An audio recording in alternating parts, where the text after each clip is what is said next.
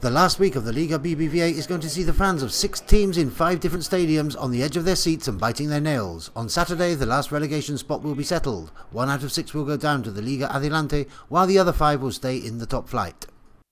The first question is, who does it depend on? This is the easiest question. The fate of all the teams in the mix is in their own hands. But why?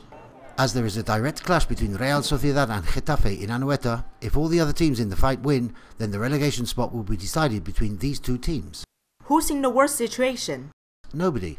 But Zaragoza will go down if they do not get a point against Levante, or if they draw and Getafe and Deportivo also get a point in their respective games, in which case the Osasuna and Mallorca results will not be relevant. So it's looking worse for Getafe. Not exactly. The only result that would definitely save Getafe is a win. If they draw, they'll be on 44 points and they'd have to wait for Zaragoza to slip up.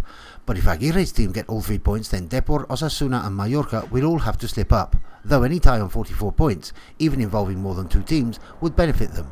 In case of losing, they would only stay up if Zaragoza also lose. In that case, it's worse for Depor. Not really. If they win, they stay in the Liga BBVA, but if they lose, then they'll be looking at what's happening in Valencia.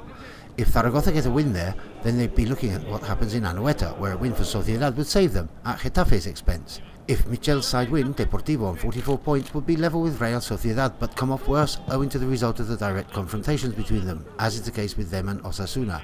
However, being level with Real Sociedad and Mallorca on 44 points suits them, because the Balearic Islanders would then go down. And being level with Real Sociedad, Osasuna and Mallorca also works in their favour. So what would then happen to Real Sociedad, Osasuna and Mallorca?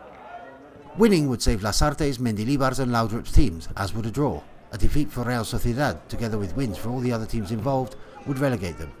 A defeat for Osasuna would not mean relegation in case of Zaragoza and Deportivo not winning, and Real Sociedad winning.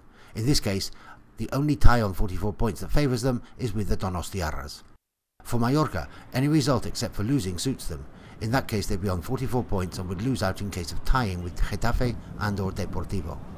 I don't get it. Well, it's really complicated. There are no fewer than 243 combinations possible. But here you've got them in this percentage table.